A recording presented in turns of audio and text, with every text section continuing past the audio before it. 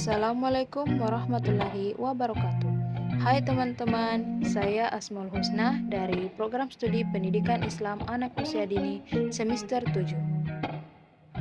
Di video ini saya akan memaparkan materi tentang bimbingan dan konseling anak usia dini.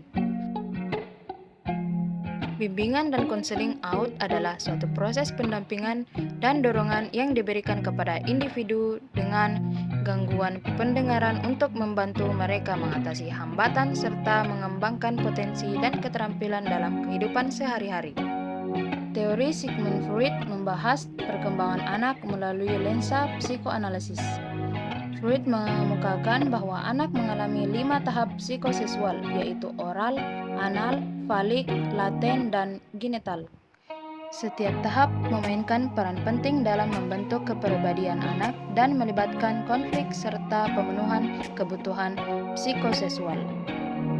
Abraham Maslow mengembangkan teori hierarki kebutuhan yang menyoroti perkembangan anak melalui pemenuhan berbagai tingkat kebutuhan. Menurut Maslow, anak-anak cenderung memprioritaskan pemenuhan kebutuhan dasar seperti makanan, keamanan, dan kasih sayang sebelum mereka dapat fokus pada kebutuhan tingkat lebih tinggi seperti penghargaan diri dan aktualisasi diri. Landasan dan orientasi bimbingan konseling membahas fondasi dan arah dasar bimbingan dan konseling. Yang pertama, landasan BK. Landasan filosofis berhubungan dengan nilai-nilai dan keyakinan filosofis yang menjadi dasar praktek BK. Yang kedua, landasan religius menekankan aspek-aspek spiritual dan nilai-nilai keagamaan dalam memberikan bimbingan. Yang ketiga, landasan psikologis mendasarkan pada prinsip-prinsip psikologi untuk memahami dan membantu individu. Yang keempat, landasan sosial budaya melibatkan pemahaman terhadap konteks budaya dan sosial dalam memberikan bimbingan. Yang kelima, landasan pedagogis berkaitan dengan prinsip-prinsip pendidikan dalam proses bimbingan. Selanjutnya, orientasi BK menjelaskan makna dan sasaran dari orientasi bimbingan dan konseling.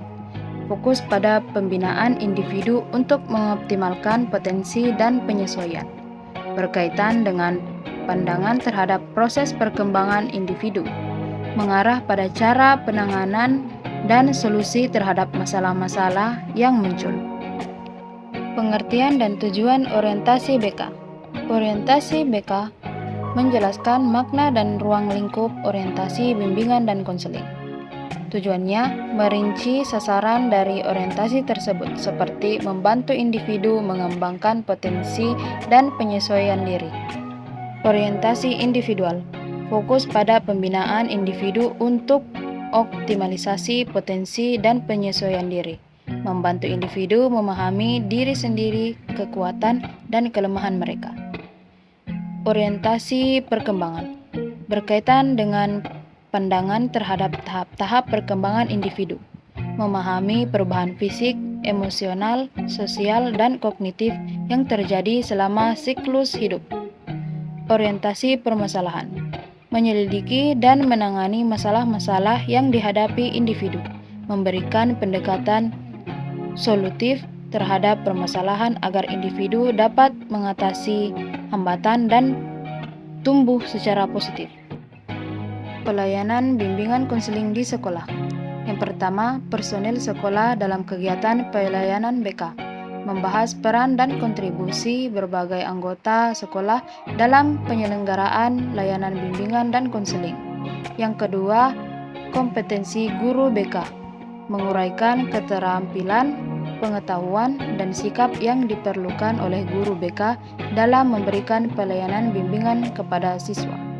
Yang ketiga, kode etik menyajikan prinsip-prinsip etika yang harus diikuti oleh para profesional bimbingan dan konseling untuk menjaga standar moral dan profesionalisme. Yang keempat, keterampilan dasar BK untuk teacher counseling merinci keterampilan esensial yang diperlukan oleh guru BK dalam memberikan layanan konseling kepada siswa, termasuk pendekatan dan strategi komunikasi yang efektif. Jenis-jenis layanan bimbingan konseling. Yang pertama, layanan orientasi. Memberikan panduan terkait pilihan karir, pelajaran, dan penyesuaian di lingkungan sekolah. Yang kedua, layanan informasi. Menyediakan informasi terkini mengenai pendidikan, pekerjaan, dan masalah-masalah yang relevan. Yang ketiga, layanan penempatan dan penyaluran. Membantu siswa dalam memilih jurusan atau karir serta mengarahkan mereka ke jalur yang sesuai. Yang keempat, penguasaan konten. Menyediakan bantuan terkait pemahaman materi pembelajaran dan pengembangan keterampilan akademis. Yang kelima, layanan konseling perorangan. Menyelenggarakan sesi konseling 1-on-1 untuk membantu siswa mengatasi masalah pribadi atau akademis. Yang keenam, layanan bimbingan kelompok. Mengadakan sesi bimbingan untuk kelompok siswa dengan fokus pada pengembangan keterampilan interpersonal dan sosial. Yang ketujuh, layanan konsultasi. Memberikan saran kepada guru, orang tua, atau siswa terkait permasalahan konseling atau pendidikan. Yang kedelapan, layanan mediasi. Mengakhiri konflik antara siswa atau kelompok untuk mencapai solusi yang memuaskan. Yang kesembilan, layanan advokasi. Membela kepentingan siswa dalam konteks pendidikan, termasuk menyuarakan hak-hak mereka. Jenis-jenis kegiatan pendukung. 1. Aplikasi instrumen. Penggunaan alat atau metode evaluasi untuk mengumpulkan data terkait perkembangan dan kebutuhan siswa. 2. Himpunan data. Pengumpulan informasi lengkap tentang siswa termasuk data akademis, perilaku, dan lingkungan keluarga. 3. Konferensi khusus. Pertemuan tim untuk membahas kasus siswa secara menyeluruh, mengidentifikasi masalah, dan merumuskan rencana tindakan. 4. Kunjungan rumah.